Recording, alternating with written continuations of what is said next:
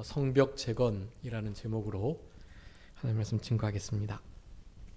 지금 우리 교단 공과 말씀이요, 이제 회복하는 하나님의 도우심을 따라 이스라엘이 남쪽 유다와 북쪽 이스라엘이 각각 아수르와 바벨론에게 포로 잡혀갔다가 회복되어서 이제 그 성읍 그리고 성전, 오늘 본문의 성벽이 다시 재건되는 그런 장면들을 살펴보고 있습니다. 남쪽 유다 나라와 북쪽 이스라엘이 아까 각각 바벨론과 아수르, 그러니까 남쪽 유다는 바벨론, 그 다음에 북쪽 이스라엘은 아수르에게 포로가 되었는데요. 먼저 북쪽 이스라엘이 잡혀가고 나중에 북쪽 이스라엘의 죄를 남쪽 유다도 따라가서 그렇게 결국 바벨론에게 포로가 되는 그런 역사가 있었던 것입니다. 여러분들 잘 알고 계시죠? 마치 우리나라의 상황과 아주 이스라엘의 역사가 비슷합니다. 우리나라의 이 남북 분단의 역사를 우리는 영적으로 잘 대입해서 그렇게 살아가셔야 합니다. 전 세계적으로 이렇게 분단된 나라가 이제 우리나라 유일하잖아요.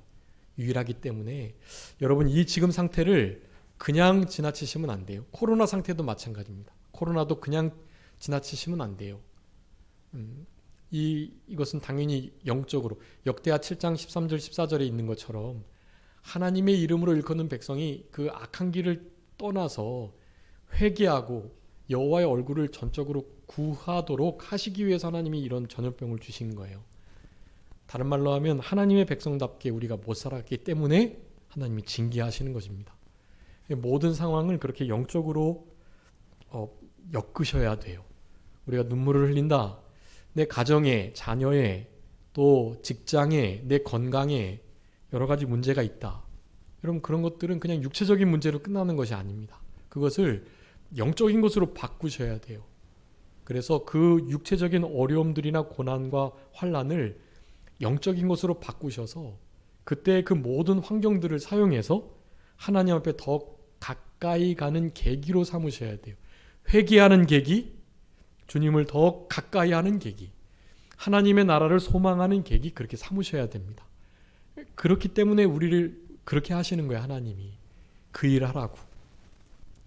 여러분, 남쪽 유다 나라와 북쪽 이스라엘이 아수르와 바벨론에게 잡혀갔지만 결국에 예언의 말씀대로 70년 만에 바벨론에서 포로 회복되도록 하셨습니다.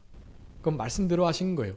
아수르 나라도 바벨론이 침략을 했기 때문에 아수르에게 포로 잡혀있던 북쪽 이스라엘도 내나 남쪽 유다 나라가 바벨론으로부터 회복이 돼서 돌아올 때 같이 이제 돌아온 것이에요.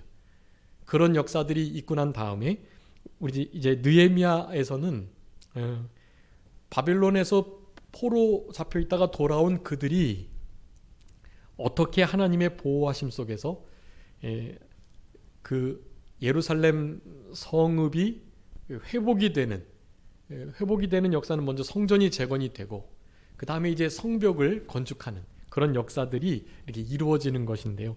바로 성벽이 건축되는 그 역사를 이 느헤미야에서 조금 더 역사적인 사실에 근거해서 말씀하고 있습니다.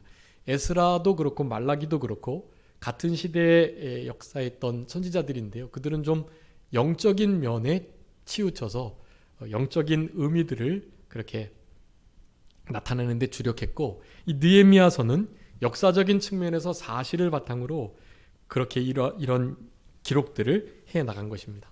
오늘 본문의 말씀에 우리에게 주어지는 가장 중요한 영적 의미라고 한다면, 오늘 지금 방금 4장에서 읽었지만 산발락과 도비야, 또 이스마엘 사람들, 여러 대적하는 세력들이 예루살렘 성벽을 건축하지 못하도록 공격하고 회유하고 아주 교묘한 수단들을 써가지고 그 일이 이루어지지 못하도록 하는 그런 상황이었습니다. 그런 역경들을 이 느헤미야라는 지도자가 잘 이겨내고 그래서 성벽을 완성해내는 이런 역사들을 우리에게 나타내 주시면서 그것을 우리에게 교훈하시는 거예요. 다른 게 아니라 우리의 믿음은 무엇을 극복하면서 성장할 수 있다. 역경을, 고난을 극복하면서 성장할 수 있다라는 것을 말해주는 것입니다. 그러니까 그 역경과 고난, 환난이 없으면 신앙 성장이 없는 거예요. 여러분 지금 환경 속에서 평안하시고 괜찮으신가요? 그러면 성장도 없어요. 사실은 가지고 계신 여러 가지 문제들, 그리고 진짜 내 가정이나 자녀나 건강이나 괜찮으시다면 무엇을 가지고 고난을 삼아야 될까요?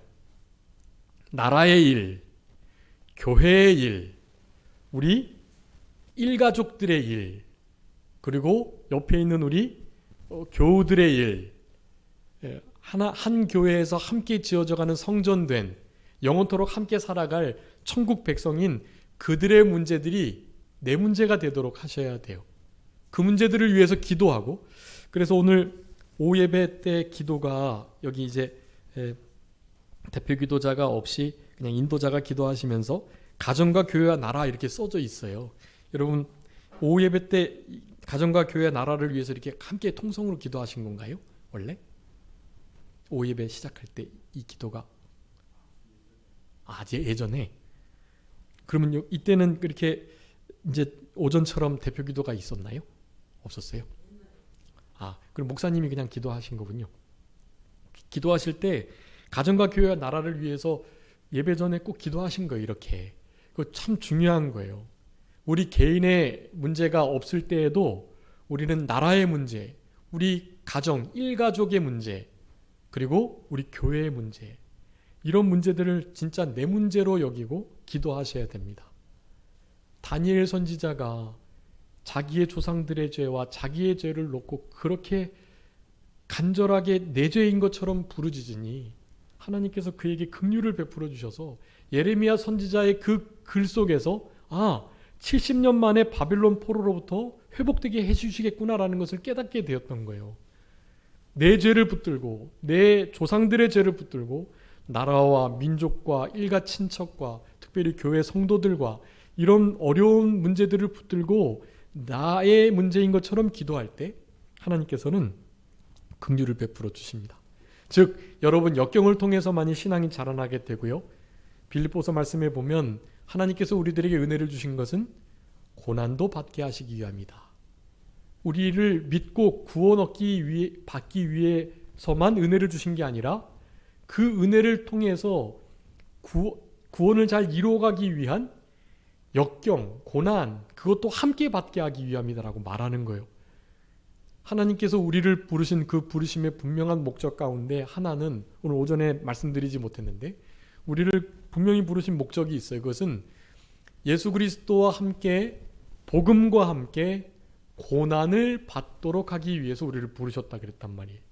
그러니까 우리는 고난받는 삶, 여러분 이것을 귀하게 여기시고 간혹 다른 사람들이 고난받을 때 저 사람 뭔가 하나님께서 죄를 졌으니까 징계하시는구나 이렇게 생각하시면 안 돼요. 그건 하나님이 판단하실 일이고요. 우리는 다른 사람의 허물을, 죄를 덮어주고 가리워주고 우리의 마음을 넓혀서 그들을 품어주고 관용해주고 그리스도께서 나를 용서해 주신 것처럼 그들을 사랑하고 용서해 주는 것이 우리의 일이지, 그런 사람들을 정죄하고 비판하고 얼마나 큰 죄를 졌길래 저런 고통 속에 있나, 결코 그런 생각을 하시면 안 돼요. 하나님께서 저를 사랑하시는구나. 시편의 119편에 늘 말하잖아요. 67절 71절 고난받는 것이 유익이다.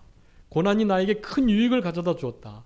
그전에는 몰랐는데 고난받고 나니 하나님의 말씀을 깨닫게 되고 그 말씀 속에서 거하게 됐다. 시편 기자들의 고백인 것입니다. 아니 성경 전체의 고백이에요. 심지어는 누구도요? 우리 예수님도요. 히브리서 8장에 보면 우리 예수님께서 4장에 고난을 통해서 순종함을 배워 온전함에 이르셨다. 우리 예수님이 그런 과정을 겪으셨단 말이에요. 베드로전 4장에 예수님의 그 갑옷으로 우리들의 갑옷을 삼어라. 그 갑옷은 뭐냐 하면 고난을 받는, 고난의 자취를 남겨주신 바로 그 고난의 갑옷으로 우리의 갑옷을 삼고 예수 그리스도로 옷 입으라고 말하는 거예요. 예수님도 그러셨는데 여러분, 우리 고난받는 거 당연하다고 생각하셔야 돼. 고난받고 역경이 있고 특별히 이렇게 어려울 때 신앙 지켜나가려고 하는 일에 사탄은 모든 공격을 집중하고 있고요. 오늘 본문에서 느헤미야와 그 모든 유대 백성들이 성벽을 건축해내려고 힘을 쓰는데 이 산발락과 도비야, 이 산발락은 느헤미야 2장에 보면은 모압 사람이고요. 도비야는 3절에 있는 것처럼 암몬 사람이에요. 여러분, 모압과 암몬 사람 어떤 사람이죠? 모압, 암몬 누구의 자녀예요? 네? 롯의 자녀잖아요. 이 롯은 아브라함의 그냥 조카예요. 아주 가까운 사이예요, 모압과 암몬은. 그럼에도 불구하고 이들이 참된 하나님의 백성들을 이렇게 회방하는 것입니다. 교묘하게. 그 교묘한 생략에 넘어가가지고 이스라엘 백성들이 내외부적으로 환난을 당하는 거예요. 여러분 안에 내외부적으로 공격을 받아요. 내 안에. 내 속사람이 자기 우상이 돼서 내 속에서 나의 부패한 옛사람이 계속해서 우리의 중생한 영을 하나님께로 향하는 우리의 새 사람의 그 모든 행동들과 천국 복음운동, 신앙에 관한 일들을 항상 공격해서 끌어내리려고 한단 말이에요. 여러분, 이 느헤미야 4장은 성벽을 건축하는 그 면을 다루고 있는 장이긴 하지만 우리 신앙 전체의 모습을 그렇게 나타내고 있다고 보시면 됩니다. 우리는 성벽을 건축하는 자들이다. 근데 성벽을 건축할 때 반드시 뭐가 있다?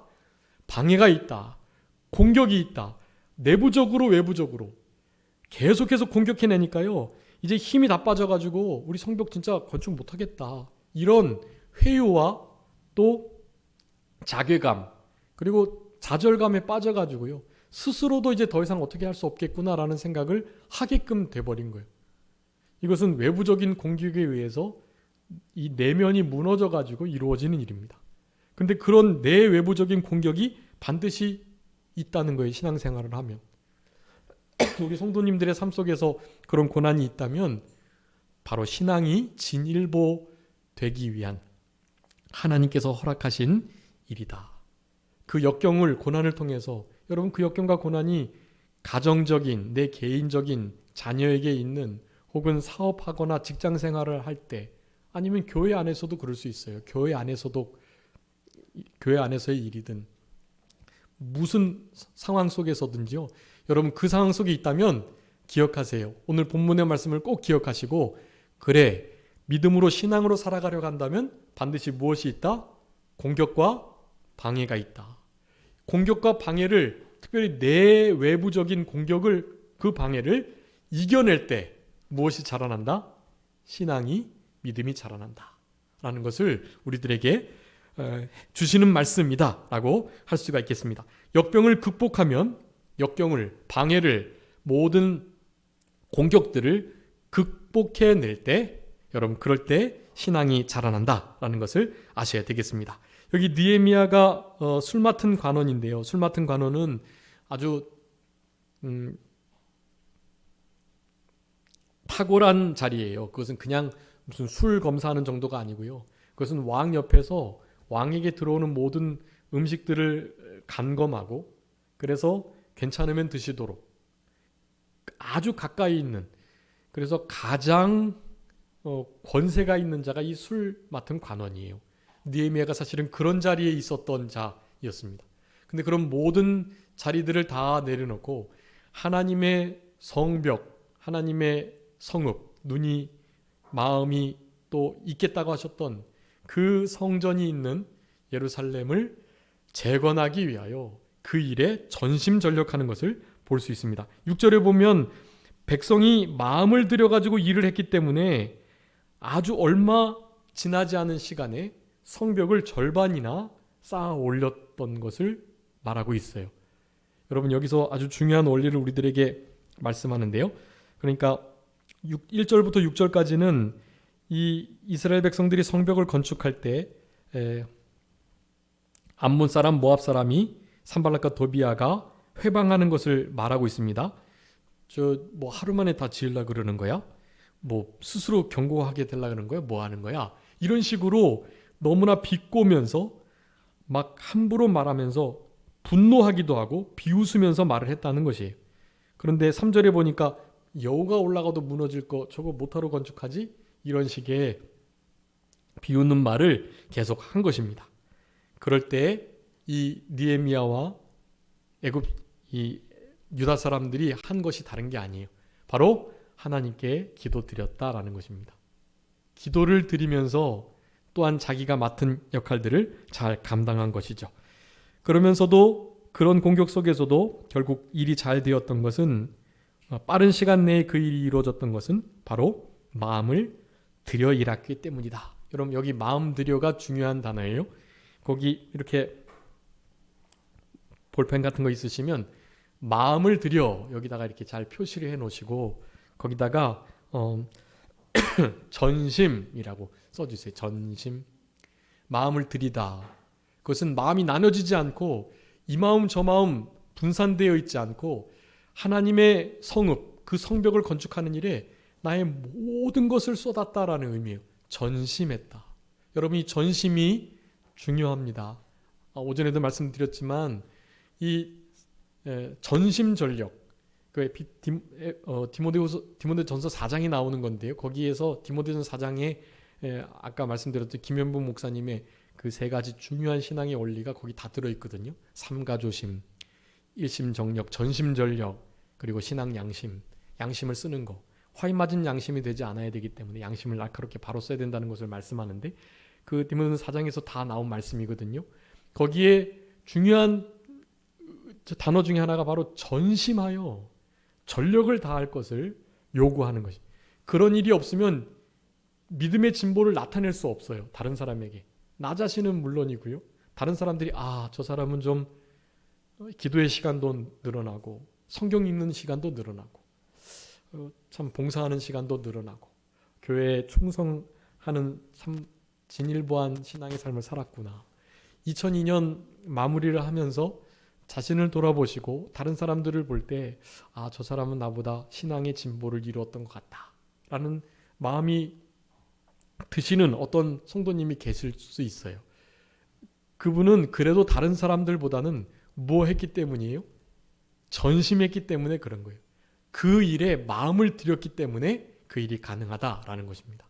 여러분, 이 마음을 들이는 일, 이 일이 있으므로 성벽이 제대로 건축됐고, 당연히 마음 들이는 일로만 있어서는 안 돼요. 오늘 느헤미야 선지자처럼 기도하면서도 한 손에는 병기를 붙들고 옷을 벗지 않고 끝까지 자신의 맡은 일을 잘 감당하면서 기도하는 일과 맡겨진 사명을 감당하는 일이 함께 병행되어야 당연히 그런 성과가 나타나게 되는 것입니다. 어쨌든 그런 성과가 나타나기 위해서도 중요한 원리예요. 바로 전심하는 것입니다. 마음을 들여 했기 때문에 이와 같이 성벽이 건축되고 연결되고 높이가 절반이나 이르렀다라는 것입니다. 그래서 시간이 없지만 이 전심하는 것에 대해서 여러분, 우리가 전심을 어떻게 하는지가 중요하잖아요. 그럼 전심하는 게 중요하니까 여러분, 어떻게 하면 전심이 되겠습니까? 전심? 그러니까 우리가 흔히 전심전력 해야 된다고 하는데요. 전심을 어떻게 할 수 있을까요? 전심. 일심정력하고 전심전력해야 되는데 이 마음이 하나 되도록 하는 게 어렵단 말이에요. 전심하는 게. 여러분, 이 전심하는 마음은 다르게 해서 되지 않습니다. 그러니까 두 마음을 품은 자들에 대해서 야고보서 1장에서 말하면서 그것은 믿음이 없는 자들이고, 그래서 결국에는 하나님의 은혜를 받을 생각조차 할 수 없는 그런 자들인데요. 그렇게 두 마음이 품어지고 일심, 전심이 안 되고 나누어지고 그런 마음이 되지 않도록 어떻게 해야 전심이 되는 것입니다. 다른 것이 아니고요. 오늘 오전에 말씀드렸던 것처럼 바로 예수 그리스도의 마음을 품을 때 전심이 되는 것입니다.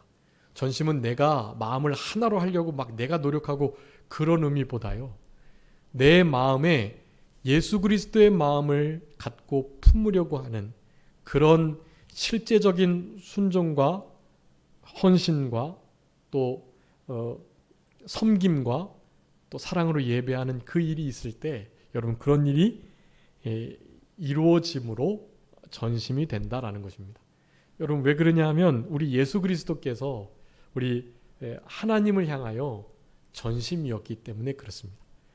예수 그리스도의 마음이 오로지 하여 하나님께 전심이었기 때문에 우리는 그 예수님의 마음을 품어야만 전심이 되는 것입니다.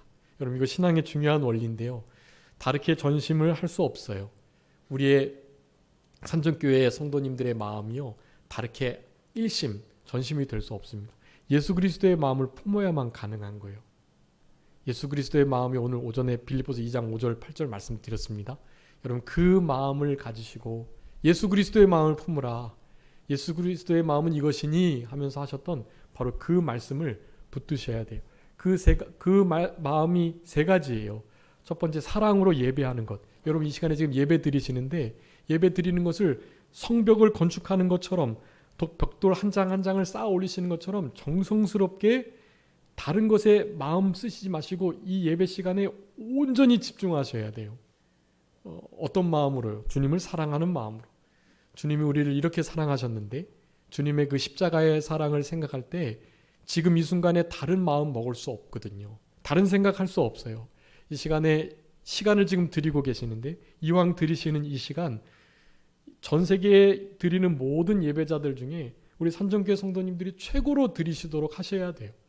다른 그 어떤 예배보다도 이 시간 이 예배에 이 마음을 드리는 우리 산정교회 성도님들이 최고로 나를 예배한다. 나에게 온 마음을 집중했다라는 생각을 가지실 수 있도록 그렇게 드리셔야 돼요.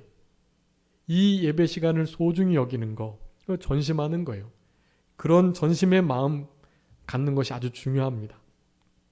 예수님께서 거기 이제 빌립보서 2장 5절부터 보면은 예수님이 하나님이신데 하나님의 본체이신데 동등됨을 취할 것으로 여기지 아니하셨어요. 그러니까 하나님만을 최고로 높이신 거죠.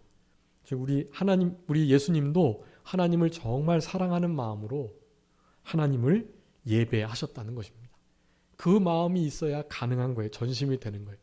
또 자기를 낮추시고 죽기까지 복종하셨다. 자기를 낮추심, 이 겸손하신 것인데요. 이 겸손은 그냥 되는 것이 아니에요.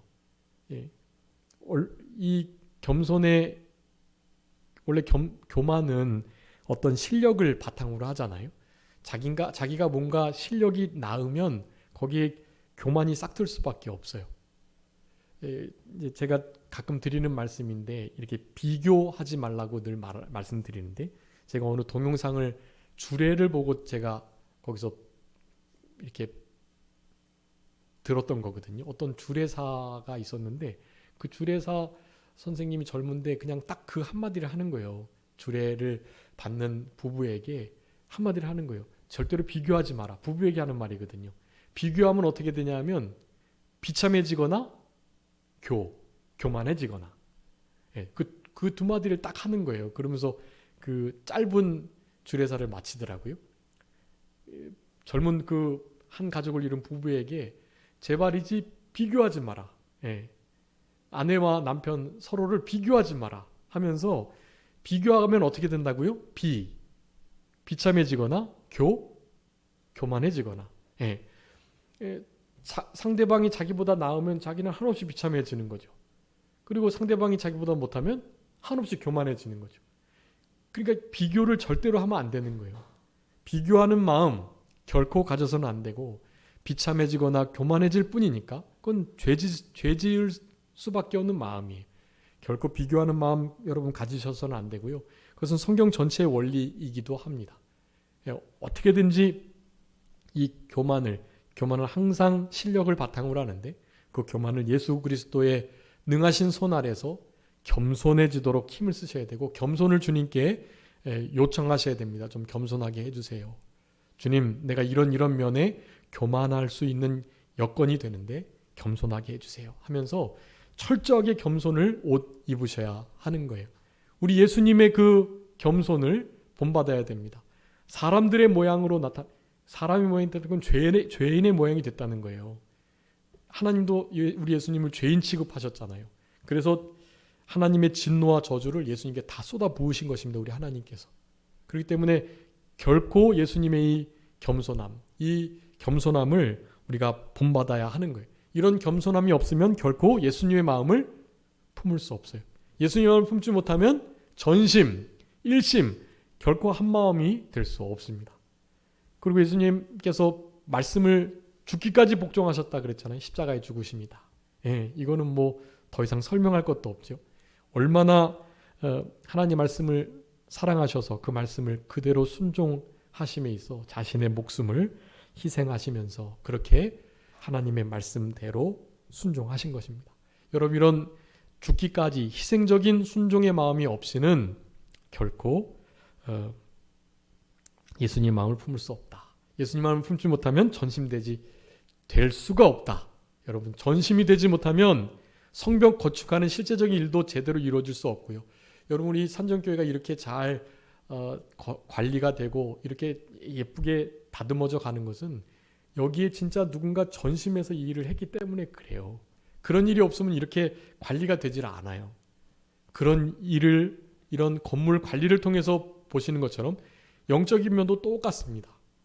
결코 이 제대로 된 그런 건물 관리와 같은 마음으로 이 우리의 속사람을 관리하지 않으면 결코 진보의 역사가 있을 수 없다는 사실을 여러분 꼭 기억하시고, 그렇게 전심을 드리는, 일심이 되는 마음을 들여서 무슨 일을 하든지 하시는 그런 우리들이 되어야 되겠습니다. 여기 이제 7절부터 14절까지는 대적들이 이제 아주 기습을 감행하고 10번이나 그렇게 또 회유하고 이런 역사들이 있거든요. 그런 일들로 말미암아서 내부적인 큰 위기가 찾아왔습니다. 근데 그 위기 역시도 어떻게 이겼을까요? 14절에 보면 내가 돌아본 후에 귀족들과 민장들과 남은 백성들에게 말을 합니다. 너희는 그들을 두려워하지 말고 지극히 크시고 두려우신 주를 기억해라. 너희 형제와 자녀와 아내와 집을 위하여 싸우라 라고 말씀하십니다. 여러분, 하나님께 기도하면서 자신이 맡고 있는 일을 잘 감당했던 것, 여러분 그것을 지금 말하고 있는 것입니다. 우리 하나님은 산발랏 도비아 아무리 공격해도 그런 것을 넉넉히 막아내실 수 있는 분이야 라는 것을 분명히 하고 그 하나님 앞에 간절히 기도했던 것이에요. 9절에 말씀하죠. 우리가 우리 하나님께 기도했다. 근데 기도한 것으로 끝나는 것이 아니라 어떻게 했다고요? 그들로 말미암아 파수꾼을 두어서 주야로 방비했다. 여러분, 기도와 내가 해야 할 실제적인 공격과 방어가 필요하다는 것을 우리들에게 말씀합니다. 예. 우리가 흔히 기도만 하면 되지, 골방에서 하나님께 간절히 기도만 하면 되지, 뭐 믿는 사람이 뭐 그렇게까지 하는 생각들을 하는 경향이 있어요. 여러분, 근데 결코 잘못된 것입니다. 그것은 조화롭지 못한 신앙이에요. 균형 잡히지 못한 신앙입니다. 기도한 것만큼 행동하는 양심, 우리의 양심을 따라서 우리가 해야 할 실제적인 행동들을 해야 합니다. 여러분, 이 두 가지가 병행돼야 돼요. 결코 분리돼서는 안 돼요. 기도하신 것만큼, 성경 읽으시고 주님의 뜻을 깨달은 것만큼 그것을 나타내도록, 몸으로 행동하도록 하셔야 합니다. 지금 여러 가지 어려움을 겪고 있는 이유 중에 하나도 그것이에요. 우리 성도님들께서 하나님 앞에 기도하시고 사실은 행동하지 않았다라는 것은요, 반대로 말하면 그만큼 하나님의 뜻을 제대로 분별 못하고 그것은 기도하지 않았다라는 의미라고 하겠습니다. 진짜 기도하고 하나님의 뜻을 성경에서 분명히 찾고자 하는 하나님의 백성들에게 하나님께서는 그냥 있으라고 하실 수가 없어요. 여러분, 이 느헤미야 선지자가 굳이 이렇게 하지 않아도 될 사람이에요. 도리어 그냥 이렇게 몸으로 움직이지 않고 자기가 그 높은 위치에 앉아서 나름의 권세를 통해서 이스라엘 백성들을 사실은 도울 수도 있었습니다. 근데 그렇게 한 게 아니에요. 직접 성전, 성벽을 돌아보고 예루살렘 남아있는 백성들이 얼마나 큰 어려움을 겪는 것을 알고 치밀한 계획 속에서 실제적으로 움직였기 때문에 이 일이 가능한 것입니다. 기도하고 하나님 저들의 비웃음 자기들의 머리로 돌아가게 해주세요 라고 기도하면서도 자기와 자기가 가지고 있는 데리고 있는 사람들과 이스라엘 백성들과 함께 기도하면서 방비하는 일을 주야로 했다라고 말하는 거예요. 여러분 이것을 아주 중요한 신앙의 원리로 찾으시고 남은 때는 오늘 느헤미야 4장에서 나오는 우리들에게 분명하게 주시는 크신 능력에 두려우신 하나님을 철저히 의지하면서도 인간이 해야 할 일을 끝까지 감당하는 그런 우리들이 다 되어야 되겠습니다. 15절부터 23절까지 한 손에는 병기를 잡고 한 손에는 일하는 낫을 잡고 또 삽을 들고 그렇게 역사했다라는 것을 말씀해 주고 계세요. 여러분 믿음이 계속해서 성장해 나가기 위해서는 반드시 이렇게 조화로운 균형 잡힌 신앙과 신앙에 합당한 신행일치, 언행일치가 되는 행동이 반드시 있어야 된다는 것을 우리들에게 교훈해 주고 계십니다. 그래서 그 핵심적인 단어를 23절 마지막에 이렇게 말합니다. 나나 내 형제들이나 종자들이나 나를 따라 파수하는 사람들이나 우리가 다 우리의 옷을 벗지 아니했다. 물 기르러 갈 때에도 각각 병기를 잡았다라고 말합니다. 여러분 우리가 지금 휴전 상태에 있는데요. 언제 전쟁이 다시 일어나도 이상하지 않은 상황입니다. 실제적으로 평화로운 상태만이 아니에요. 우리가 이런 상태에서 그냥 넋놓고 있으면 안 돼요. 항상 어떤 일이 일어날 수 있다라는 생각을 가지고 방비를 해야 이 나라가 지켜지고 자유가 지켜지는 거예요. 물 마시러 갈 때에도 뭐를 잡았다고요? 병기를 잡았다라고 말하잖아요. 방심하면 안 된다는 거예요. 물 마시러 갈 때는 좀 양손으로 물 좀 또 떠먹고 좀 이렇게 조금 괜찮지 않을까 하는 생각을 가지시면 안 된다는 거예요. 옷도 벗지 않았다. 여러분 군대에 가시면 아시겠지만 5분 대기조라는 게 있어요. 그 부대 안에 적어도 유사시 5분 만에 모든 전투 채비를 하고 어느 일정 지역을 통과해야 돼요. 그 일정 지역을 5분 안에 통과하지 못하게 될 때 사실은 전쟁에 질 수밖에 없음을 나타내는 것이거든요.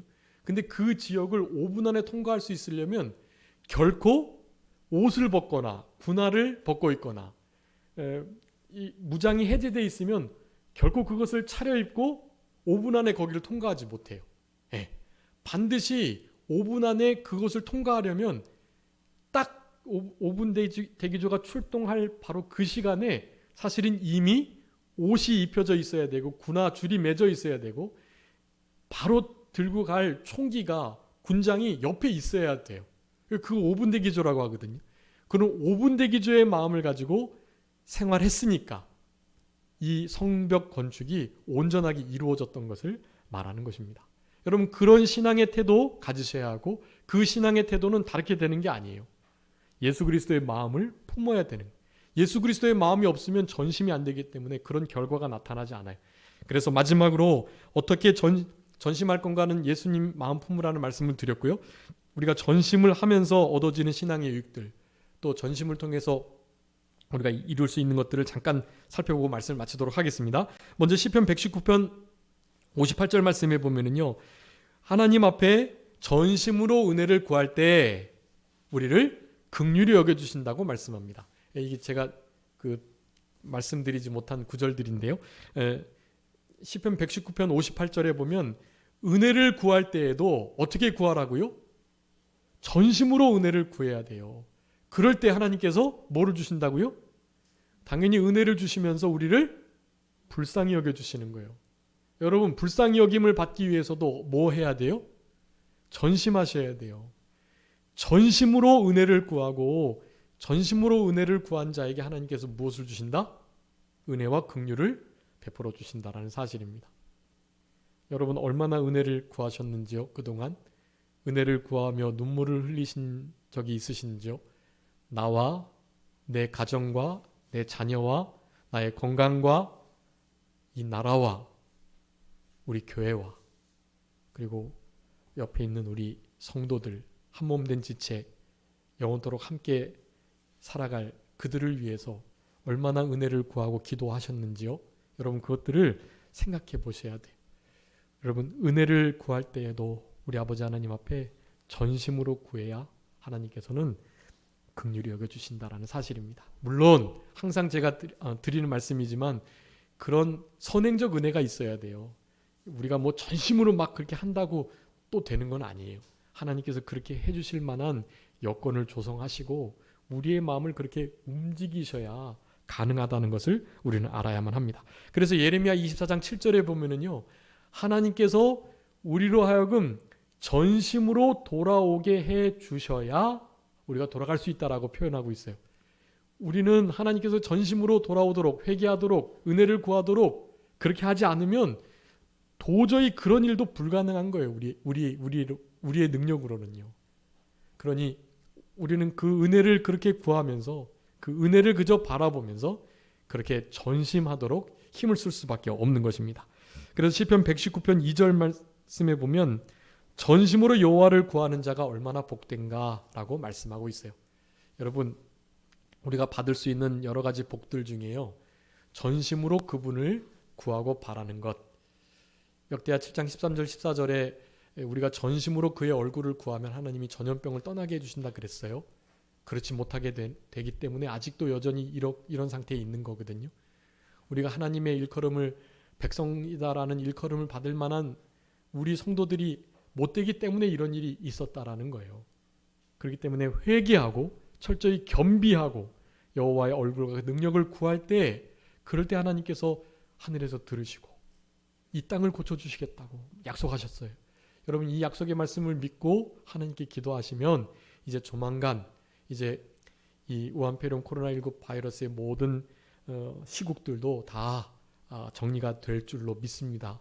여러분, 그런 믿음을 가지시고 기도하셔야, 회개하셔야, 전심으로 주님께 구해야, 그래야 그 은혜를 주시니까 에스겔 36장 37절에 하나님께서 우리에게 주신 은혜를 다 준비해 놓으셨지만 마땅히 구해야 할지라.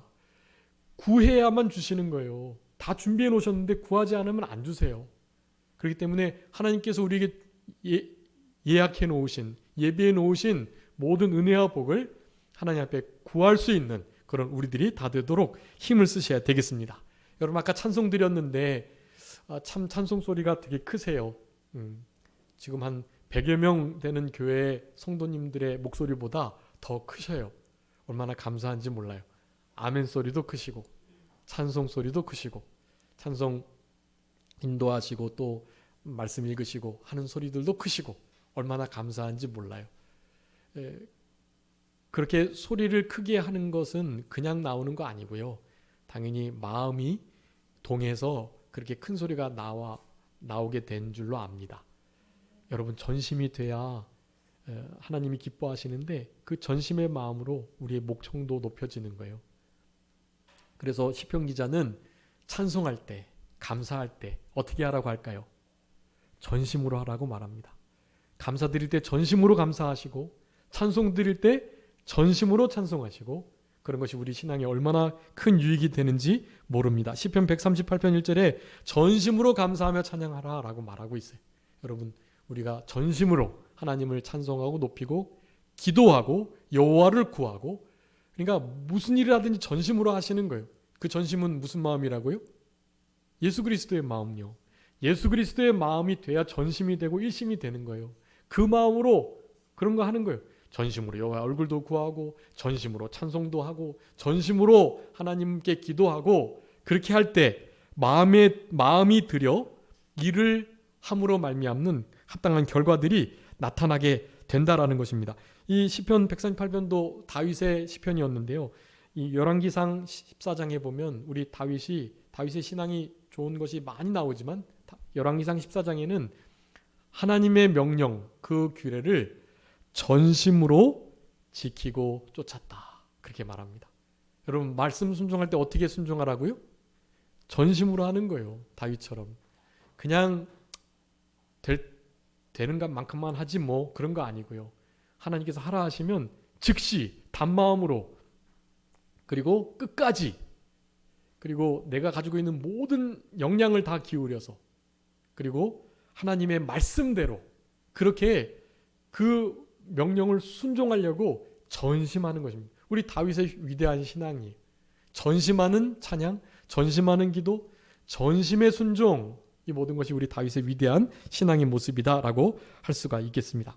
아까 디모데전서 4장 15절에 전심전력하여 우리의 진보를 나타내도록 하라는 이 명령을 신약 시대에도 우리들에게 교훈해주고 계시다라는 것입니다. 그래서 우리 오늘 성벽을 건축하는 것인데요. 성벽은 우리 이사야서 49장 16절 17절 말씀 보면은 내가 손바닥에 너를 새겼다라고 말씀하고 있고요. 이사야 49장 16절 17절 말씀에 그리고 너의 성벽을 내가 항상 내 앞에 둔다라는 말씀하고 있어요. 예. 여기 성벽이 이제 우리를 보호하고 있는 어떤 것, 하나님께서 우리의 방패가 되어 주시니까 사실은 하나님께서도 우리의 성벽이 되어 주시는 건데 우리를 하나님의 손바닥에 우리를 새기시고 그리고 우리의 성벽 그것을 항상 하나님 앞에 두셔가지고 우리를 보호해 주신다라는 거예요. 성벽이 무너지는 일은 순식간이지만 재건되는 일이 어렵고 그것이 지켜지는 일이 어렵습니다. 그런데 주님 앞에서 우리 성벽을 그렇게 주님께서 지켜주신대요. 전심을 하는 자에게. 전심하는 자에게 하나님께서 그런 은혜와 복을 주십니다. 우리 말씀 한 구절 찾아 읽고 말씀 마치도록 하겠습니다. 역대하 19장 6절 말씀 한번 우리 다 같이 찾아서 읽겠습니다. 우리 실시간으로 방송을 통해서 예배하는 우리 성도님들도 함께 찾아주세요. 역대하 16장 9절 말씀 우리 다 같이 한 목소리로 합독하시겠습니다. 역대하 16장 9절 말씀입니다. 다 찾으셨죠? 다 같이 읽겠습니다. 시작. 여호와의 눈은 온 땅을 두루 감찰하사 전심으로 자기에게 향하는 자들을 위하여 능력을 베푸시나니 이 일은 왕이 망령 때에 행하였은즉 이후부터는 왕에게 전쟁이 있으리라. 아멘. 여러분 하나님께서 온 땅을 두루 다니시면서 찾으시는 자가 있는데요. 두루 감찰하시면서 찾으시는 자가 있어요. 왜 찾으세요? 능력을 베풀어 주시려고. 하나님의 뜻을 이루시려고. 그런데 어떤 자를 찾으신다고 말합니까? 전심으로 자기에게 향하는 자들. 전심으로 하나님을 향하는 자들을 우리 하나님은 두루 다니시면서 찾으시고 찾으신 그들에게 능력 베풀어 주시려고 하시는 거예요. 근데 아사왕이 그러지 못했어요. 그래서 지금 책망을 받고 있는 것입니다. 여러분 우리의 남은 생애 속에 하나님이 찾으시는 이 사람, 즉 전심으로 하나님을 향하여 하나님만 바라보고 우리 주보에 보면 우리 예수님의 참된 제자가 되도록 하는 데 있어서 우리 목사님이 또 구절 하나 주보에 써두셨더라고요. 히브리서 12장 2절 말씀인데요. 거기 믿음의 주요 온전케 하신 이인 예수를 무엇하자? 바라보자 라고 히브리서 12장 2절에 말씀해요. 예수 그리스도를 바라보면서 예수님의 참된 제자가 되기 위해서 힘쓰는 거예요. 주님을 만나고 주님과 동행하고 주님을 닮아가고 이런 일이 그렇게 가능해지는 거예요. 여러분 남은 때 전심으로 예수님을 향하여 예수님을 바라보며 그래서 예수님을 전심으로 찾는 자들에게 주시는 이 능력 베푸심, 보호하심, 도우심, 성벽이 재건케 되고 내 외부적인 공격들과 모든 역경과 방해를 넉넉히 이겨낼 수 있는 이와 같은 모든 어려움들을 이겨내므로 신앙의 진일보가 있는 성숙해지는 그래서 하나님이 기뻐하시고 하나님의 백성다운 참된 예수님의 제자다운 삶을 살아가시는 우리들의 남은 생애가 다 되셔야 되겠습니다. 잠깐 기도하겠습니다. 살아계신 우리 아버지 하나님 감사합니다. 우리들에게 전심하기를 원하시는 아버지 하나님, 느헤미야 시대에 예루살렘 성벽이 허물어져 있을 바로 그때 그 일이 전적으로 이루어지고 빠른 시일 내에 연결되고 절반이나 성벽에 오른 것은 저들이 마음을 들여서 일을 하였기 때문이라고 우리들에게 분명히 말씀하여 주셨사오니 여러 가지 역경이 있을 때라도 마음을 들여 즉 전심하여 일심으로 예수 그리스도의 마음을 품고 그렇게 믿는 일, 직장생활, 가정생활, 또 학교생활, 모든 공동체 생활, 교회 생활 잘 감당해 나갈 때 그럴 때 진보가 나타나고 신앙의 성숙과 성장이 이루어진다는 것을 오늘 이 시간 우리들에게 분명하게 권면해 주셨사오니 이와 같은 말씀을 붙들고 남은 때에 우리 주님을 많이 닮아서 예수 그리스도의 향기가 좀 나타나고 주님과 늘 동행하는 삶을 통해서 승리하며 우리 주님께서 나를 찾아주신 은혜에 감사 감격하면서 그 은혜를 좀 보답하며 남은 때를 살아가는 우리 모두가 되게 하여 주시옵소서. 전심으로 여호와의 능력과 얼굴을 구하는 우리들 되게 하여 주셔서 우리 주님께서 도우시고 병낫게 하시고 치료하시고 이 땅을 고쳐주시는 은혜의 역사가 있을 수 있도록 주님께서 역사해 주시기를 그저 간절히 바라옵고 남은 때 더욱더 주님 앞에서 그렇게 우리의 무너진 성벽들을 발견하고 성벽들을 재건해낼 수 있는 우리들의 남은 생애가 되게 하여 주시옵소서. 거룩하고 복된 주의 날 남은 모든 시간도 우리 아버지 하나님께 온전히 드릴 수 있도록 주님께서 성령으로 같이 해주시기를 간절히 바라옵고 우리 남은 산정교회 모든 성도님들의 심령 속에 우리 아버지 하나님께서 크신 은혜를 베풀어 주셔서 우리 아버지 하나님이 모든 것을 합력하여 손을 이루신다는 것과 하나님의 부성적 섭리와 그 절대 주권을 인정하면서 남은 자답게 이 땅을 살아갈 때 하나님께서 복 주시겠다는 약속을 허락해 주신 것을 기억하며 감사하며 모든 어려움들을 이겨나가는 우리 모두가 되게 해주시기를 간절히 바라옵고 감사하오며 모든 것 주님께 의탁하옵고 살아계신 예수 그리스도의 이름으로 기도 올리옵나이다. 아멘.